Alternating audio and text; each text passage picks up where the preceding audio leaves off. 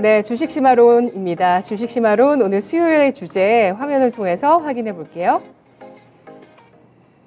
먹통 대란의 추풍 낙엽, 국내 대형 포털 위기 닥치나. 플랫폼주 투자 전략 세워보겠습니다. 토마토 투자클럽의 이정호 전문가입니다. 전문가님 안녕하세요. 안녕하세요. 반갑습니다. 주말 사이에 데이터 센터 화재 사건이 있었습니다. 그러면서 카카오톡이 먹통이 돼버렸어요. 많은 분들 불편을 겪으셨고, 그러면서 이 카카오톡에만 집중돼 있는 이 우리나라 메신저의 현황들, 그리고 카카오를 통해서 이용하는 다양한 서비스들 이대로 괜찮은가, 이런 내용들이 좀 나오고 있습니다. 먼저 이번 사태의 피해 내역부터 좀 파악해 보겠습니다. 규모가 어느 정도일까요? 이 화재로 인해서 카카오 그룹주들이 하루 만에 시총이 거의 2조가 하락하는 모습체가 나왔어요. 그리고 화재로 인한 카카오 손실 규모는 시장에서 평가하기를 200억 정도 안팎으로 추정을 하고 있는데, 이 부분은 4분기 실적에 영향을 끼칠 거다라고 보고 있습니다. 그리고 중요한 거는 우리가 흔히 알고 있는 카카오라고 한다라면 어디서든 연락이나 이런 부분을 할 수 있는 부분인데, 주말 동안 이런 부분이 안 됐기 때문에 약간 브랜드 가치 하락이 되지 않나라는, 이게 제일 크지 않나라고 저는 생각이 들고 있습니다. 이거는 뭐 금액적으로 따질 수가 없을 만큼 어떻게 보면 카카오한테 큰 피해를 봤다라고 저는 생각이 들고 있습니다. 네. 구체적인 이 화재 사건과 관련한 피해 내용뿐만 아니라 또 이 이용자들의 단체 소송 움직임들도 나오고 있어서 이런 관련한 어떤 피해 내용들이 어느 정도로 앞으로 추산될지도 잘 살펴봐야 되지 않을까 싶은데요. 서비스 중단 사태가 이렇게 브랜드 가치의 하락을 불러일으켰다고 말씀해 주셨는데, 카카오 기업 가치에 미친 부정적인 영향이 어느 정도라고 생각하시는 걸까요? 부정적인 영향은 엄청 크다고 보는데, 먼저 서비스 관련 직접적인 보상이나 비용 발생은 카카오톡, 그리고 카카오 모빌리티, 카카오 게임즈, 웹툰, 멜론 이쪽을 보자면은 어떻게 보면 유료 결제나 이런 부분이 있습니다. 그래서 이런 부분, 유료 서비스를 하시는 분들은 이 사용하는 기간 동안 그걸 못했기 때문에 네. 보상이나 이런 부분이 진행이 발생이 된다라고 볼 수가 있고, 그 다음에 무료로 이용하시는 분들은 약간 이게 되게 애매합니다. 무료로 이용하는데 이걸 보상을 줘야 되나 안 줘야 되냐, 이런 부분이 많지만 카카오 쪽에서는 어떻게든 액션을 취해서 지금 소비자들의 마음을 좀 돌리지 않을까라고 저는 생각을 하고 있고, 그 두 번째로는 카카오 브랜드 가치 훼손이 좀 크다라고 볼 수 있어요.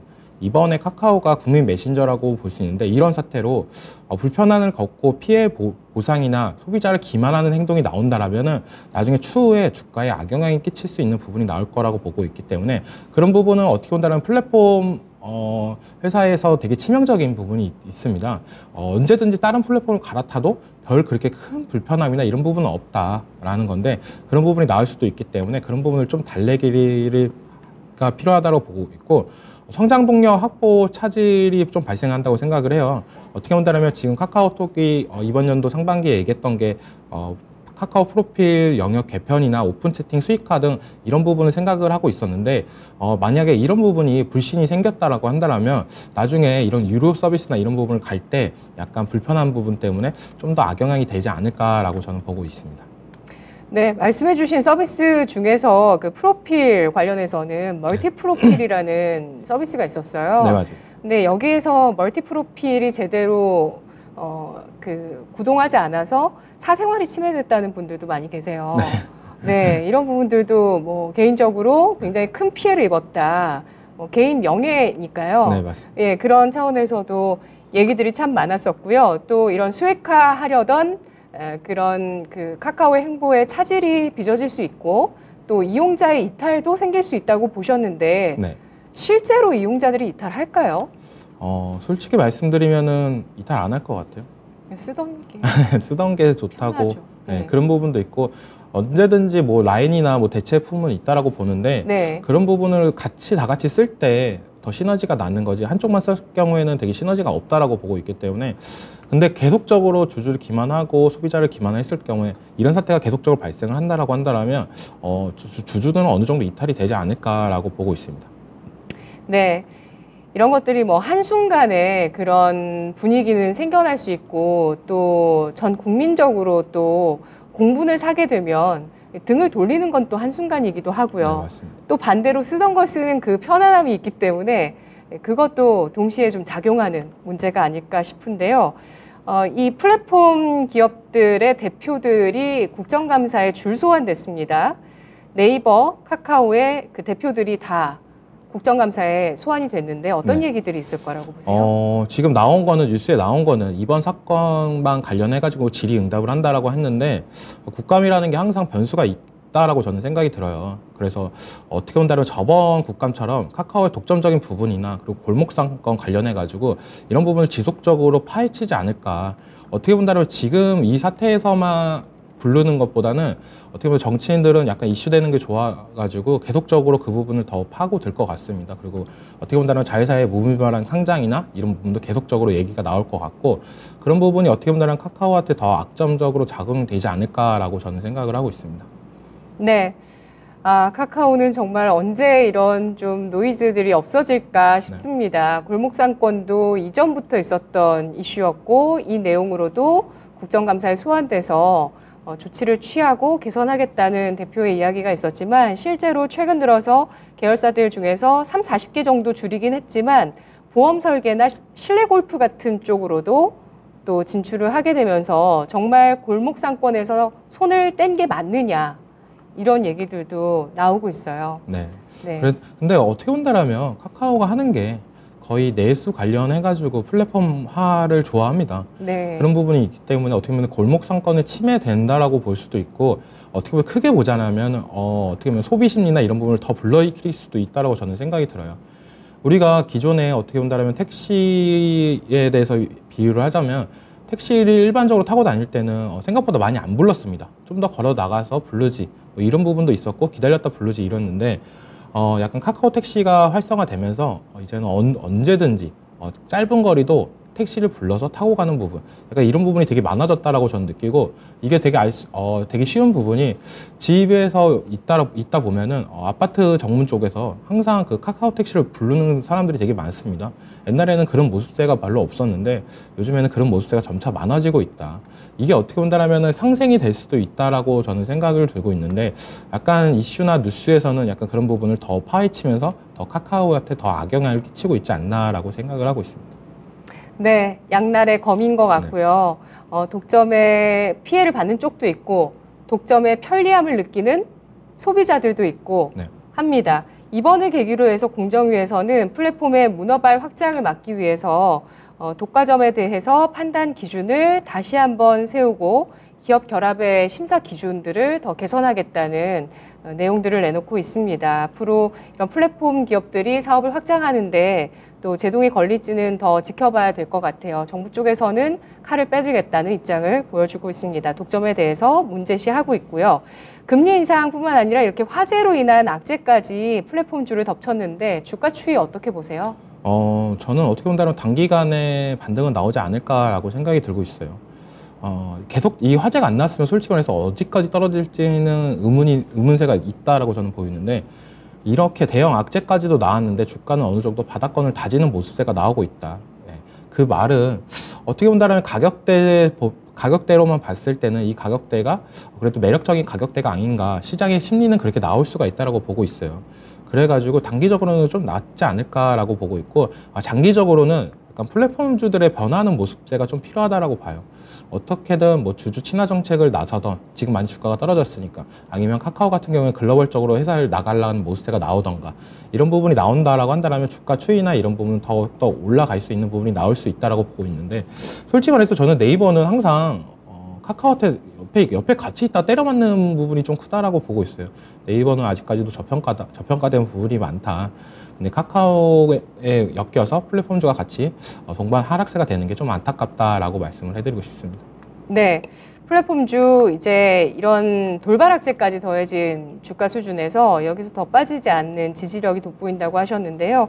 카카오, 네이버 매수 관점 말씀해 주시네요. 네, 저는 단기적으로는 매수 관점인데 어떻게 본다면 차트상 지금 5만 원대 가격대를 좀 지켜주고 있습니다. 카카오가. 그래가지고 뭐 단기적으로는 뭐 6만 원 밑에까지는 가지 않을까. 근데 6만 원 그 이상 올라가고 8만 원까지 다시 올라가려고 한다면 그만큼 카카오도 미래 비전 제시나 이런 부분이 필요할 거다라고 저는 생각을 하고 있습니다. 어떻게 본다면 자회사가 계속적인 성장을 하면서 돈 끌어오고 이런 부분은 다 됐다라고 봐요. 그러니까 그 많은 돈으로 어떻게든 뭐 글로벌적인 부분이나 이런 부분을 더 강화를 한다라고 한다면 충분히 매력적인 부분이 발생을 할 수 있다라고 생각이 들고 있습니다. 네, 하반기 실적 체크 포인트도 보겠습니다. 플랫폼주들, 이 카카오, 네이버 대표적인 이 두 가지 종목의 실적 전망을 살펴볼 텐데요. 3분기 실적도 전망해보고 또 화재 사고가 반영된 4분기 매출의 영향력까지 짚어볼까요? 3분기는 전년 대비 그렇게 별 차이는 없게 나오는데 지금 4분기를 어떻게 보면 더 관전 포인트로 보고 있다라고 저는 생각이 들어요. 왜냐면 이렇게 화재가 났고 이런 부분이 이제 실적에 반영이 됐는데 과연 얼마까지 떨어질까, 아무 이상이 없을까, 약간 이런 부분이 있습니다. 근데 이게 어떻게 본다면 관전 포인트로 될 수도 있어요. 만약 4분기 실적이 안 좋게 나올 거라고 지금 다들 생각을 하고 있습니다. 왜냐하면 이게 한 이틀 정도 먹통이 되면서 약 200억가량의 피해가 발생했어요. 매출 발생이 됐는데 카카오의 대부분은 어떻게 보면 광고 판매만 이런 부분이 이루어지는데 16일부터 광고가 안 되고 있었습니다. 16일까지. 그래서 이 하루 이틀 정도 매출이 발생된 점. 그리고 어느 정도 이 부분을 이제 그리고 사용자 보상이나 이런 부분이 또 나왔을 때 어느 정도 보상을 해주는 부분. 이런 부분 때문에 4분기 실적이 좀 악재로 나올 수도 있겠지만 이런 부분을 좀 더 긍정적으로 만약에 나온다라고 한다면 주가 상승이나 이런 부분에 더 탄력을 받을지 않을까라고 생각을 하고 있습니다. 네, 네이버 카카오의 밸류에이션도 살펴보겠습니다. 가파른 긴축으로 인해서 밸류에이션이 많이 깎였고요. 네. 그만큼 시가총액도 크게 줄어드는 모습이었습니다. 네이버 같은 경우는 연초 대비해서 연초에 61조에서 20조 원 중반으로 내려왔고 카카오도 50조 원에서 20조 원대로 시총이 이렇게 많이 빠졌어요. 네, 맞습니다. 반토막 이상 난 상태거든요. 현재 밸류에이션 어떻게 봐야 될까요? 저는 어떻게 본다라면 악재는 다 나왔다. 금리 인상 그리고 화재. 어떻게 본다라면 카카오 네이버 다 가격대적으로는 진짜 매력적인 가격대다라고 생각이 들 수 있는데 지금 굳이 들어가야 된다라고 한다면 단기적인 상승만 노릴 수 있는 부분은 있지만 우리는 어떻게 본다면 좀 길게 볼 필요는 있다라고 보고 있어요. 그 길게 보려면은 뭔가 믿을 구성은 있어야 된다고 보는데 현재 주가가 12개월 예상 주가 매출 비율 PSR 기준으로 2.8배입니다. 10년간 밴드 하단보다 낮은 수준이에요. 네, 이런 부분이 계속적으로 나오고 있다는 거는 지금 가격대가 그래도 싼 가격대다. 많이 떨어진 부분도 있고 어느 정도 여기서 액션이나 이런 부분만 취해준다라고 하면 더욱더 올라갈 가능성은 있다라고 보고 있는데 생각보다 그런 부분은 좀 쉽지 않다라고 생각이 들어요. 어떻게 본다라면 우리가 코로나 때문에 카카오, 네이버 플랫폼 관련주들이 이 사용 시간이 많이 증가되면서 더욱더 가파르게 성장을 했다라고 보고 있는데 이제는 어떻게 본다라면 이런 부분을 사람들이 코로나 이후에도 이 카카오 네이버를 계속적으로 이용을 하면서 더 많은 사용이 되냐 이런 부분이 좀 많이 필요할 거라고 보고 있고 지금은 이제 변화하는 모습을 좀 보여줘야 할 때라고 저는 생각을 하고 있고 카카오가 그래도 저번에도 계속된 자회사 상장 이슈나 나왔을 때 자사주 소각이나 이런 부분이 계속적으로 나오면서 어느 정도 주가 반등했던 모습세가 나왔습니다. 그래서 이런 언론 플레이나 이런 부분을 좀 더 잘 해준다고 한다면 좀 상승의 가능성은 있지 않나라고 생각이 들고 있고 현재 밸류에이션은 저는 지금 저평가 구간은 아니고 어떻게 본다면 딱 지금이 적정 주가다. 여기서 더 떨어진다라면 좋겠지만 시장은 더 떨어진다라면 반발 매수세나 이런 부분 더 나올 수도 있다라고 보고 있어요. 주가는 어느 정도 거품이 꼈을 때 더 상승 여력은 더 있다라고 보고 있기 때문에 지금은 어느 정도 적정 주가지만 더 바닥까지 내려와서 살라고 할 때는 그때는 더 최악인 수가 있기 때문에 지금부터 어느 정도 올라가는 모습세가 나와야 더 차트적인 부분이나 카카오의 향후 성장성이나 이런 부분 봤을 때 더 낫다라고 말씀을 해드리고 싶습니다. 네, 현재 밸류에이션 밴드 하단을 이탈했다고 하셨는데 이게 적정 밸류에이션이라고 하시면 그동안은 거품이었을까요? 네, 그동안은 어떻게 본다면은 거품이죠. 근데 주가가 올라가려면 거품도 필요합니다.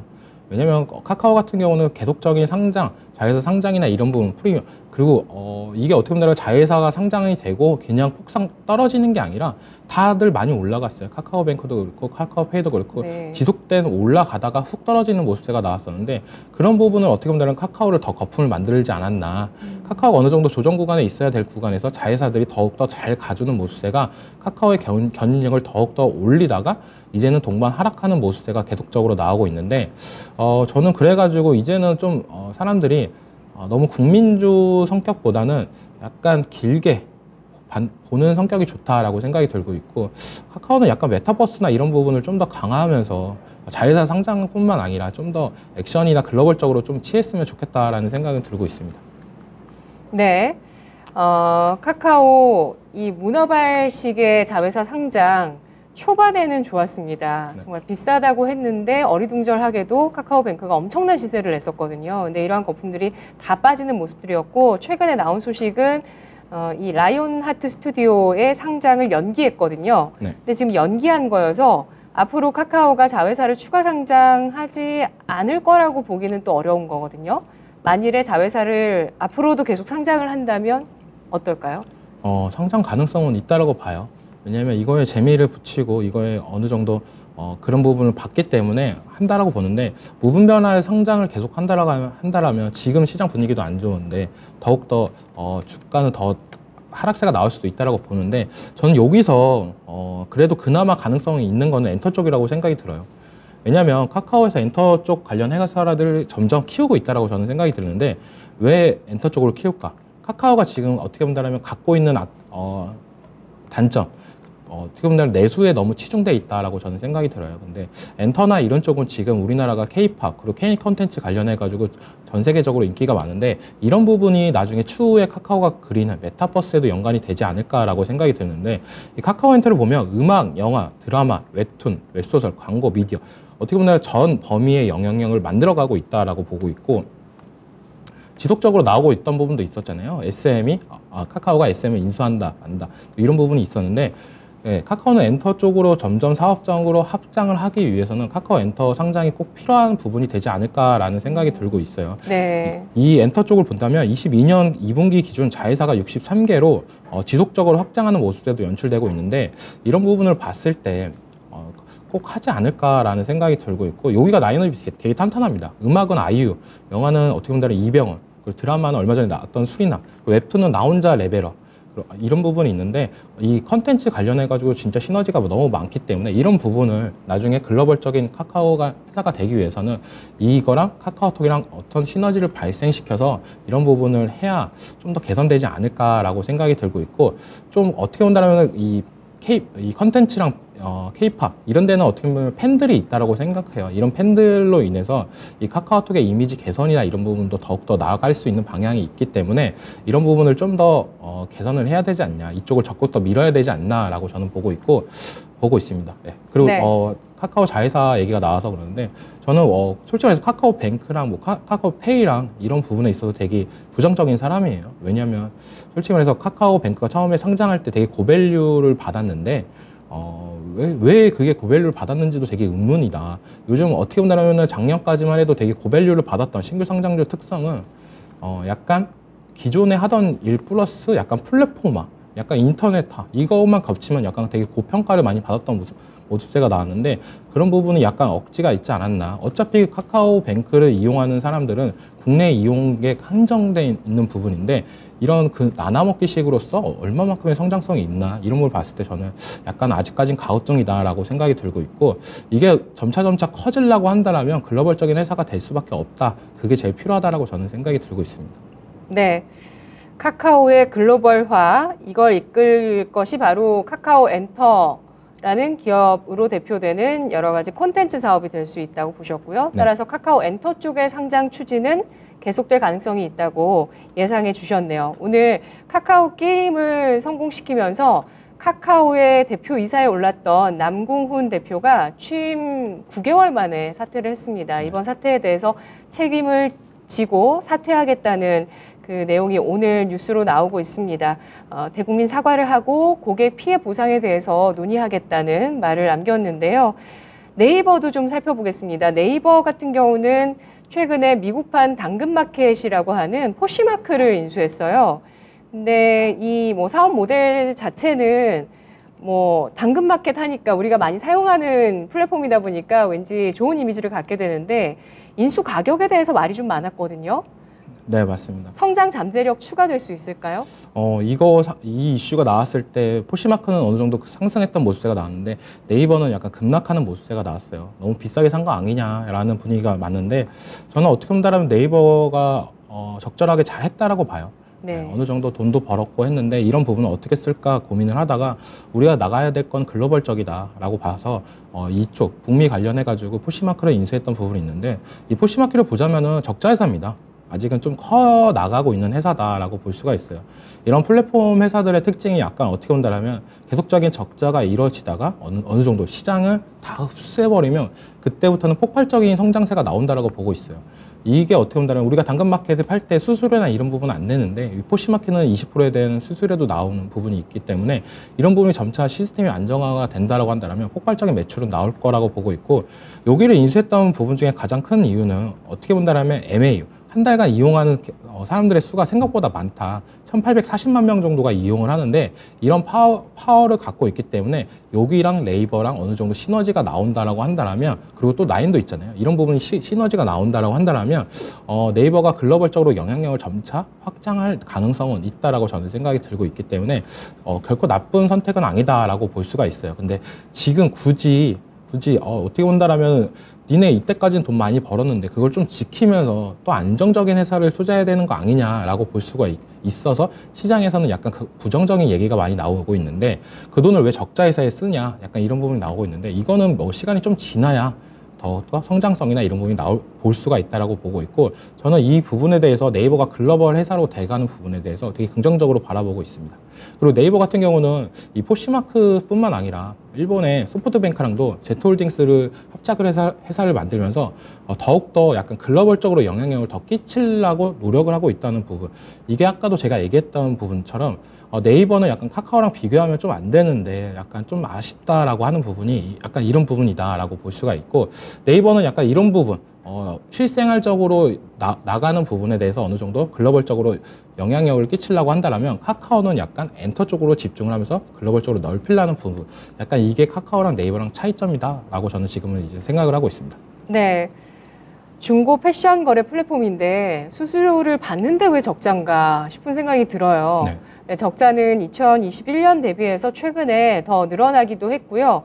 인수 금액이 2조 3천억 원, 포시마크 2조 3천억 원을 주고 사들인 이 기업 성장 잠재력이 본격화될 수 있는 시점에 대해서는 이 글로벌화를 통해서 나오는 성과를 봐야 될 것 같아요. 한 2년 정도는 걸리지 않을까, 최소. 2년이면 될까요? 이 플랫폼이 왜 이렇게 적자가 나냐. 예. 많은 회원들을 모집하기 위해서 광고비나 마케팅 비용이 많이 듭니다. 근데 그 회원들이 많아지고 여기가 이제 편하다. 여기서 이제 정착을 해야 되겠다 하는 순간 그때부터는 폭발적인 매출액이 올라가기 때문에 그런 부분에 있어서 조금 더 시간은 걸리지 않을까라고 보고 있습니다. 네, 플랫폼주 이야기하고 있습니다. 미국의 기술주도 대부분 플랫폼주고요. 그리고 앞으로 또 일어날 모빌리티 혁신에서도 그 자동차 안의 플랫폼이 어떤 것이 될 것인가 관심이 굉장히 큰데 갈수록 좀 난관들은 많은 것 같아요. 모든 것들을 이렇게 초연결하는 그 도구가 바로 플랫폼이잖아요. 초연결 사회를 만들어주는 게 플랫폼이고 네. 이런 플랫폼 효과라는 게 엄청나게 큰데 그만큼 또 사회적으로 의무를 많이 지워주자는 이야기들도 많아요. 통신사 못지않은 의무를 진다라는 건 어떤 의미일까요? 통신사가 의무를 지면서 뭔가 피해보는 거 있나요?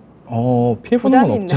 피해보는 건 없고 예. 어떻게 본다라면은 통신사는 약간 주파수 가격대나 이런 부분 그리고 많은 어떻게 본다면 확장성, 그 투자 비용이나 이런 부분이 어떻게 보면 의무라고 저는 생각이 들고 있고, 근데 예. 카카오톡 같은 경우는 이번에 좀 많이 그런 의무가 생기지 않을까라고 생각이 들고 있어요. 어떤 의무가 생길까요? 지금 어떻게 본다라면은 지금 제일 중요한 거는 정부에서 계속적으로 나오는 거 재발 방지 대책이나 이런 부분인데 데이터 센터나 이런 부분이 없었다라고 한다는 건 어떻게 본다면 다들 큰 충격이었다라고 저는 생각이 들어요. 이렇게 글로벌적인 네. 기업이 우리나라에서 잘 나가는 기업이 데이터 센터 하나 없이 왜 여기에 투자를 안 했을까? 네, 그런 부분에 예. 있어서 어느 정도 이제는 좀 의무를 주면서 니네가 데이터 센터 크게 지어 오바적으로 더 지어 그러면서 이제 그걸 이용해서 어느 정도 더 활성화되지 않을까라는 생각인데 어떻게 본다면 이제는 좀 압박을 주지 않을까? 저번에도 어떻게 보면 골목상권이나 이런 부분이 계속적으로 나왔지만 뭐 먹혔던 건 하나도 없습니다. 근데 이번에는 좀 더 액션을 취하면서 그런 부분을 더 압박을 주지 않을까라는 생각이 들고 있기 때문에 저는 이건 그냥 내피셜로 이번에는 더 의무감이 더 생기지 않을까라고 보고 있습니다. 네. 이 카카오, 네이버 같은 플랫폼 기업들이 더 투자하는 의무, 투자를 해야만 하는 의무를 네. 지어주는 맞습니다. 그런 정부의 움직임이 있을 거라고 예상해 주셨는데요. 갈수록 개인 투자자들의 눈초리는 싸늘해지고 있습니다. 네이버, 카카오 정말 믿었는데, 투자했는데 이 정도밖에 안 되나 생각하시는 분들이 정말 많으시잖아요. 예, 그래도 이것도 이겨내야 될 것 같아요. 투자 전략 세워볼까요? 투자 전략은 아까도 말했다시피 단기적으로는 좀 매력적인 가격입니다. 악재를 계속적으로 때려 맞았는데 주가가 이제는 특정 가격대에서 올라간다. 이거는 바닥을 나타내는 신호다라고 볼 수가 있어요.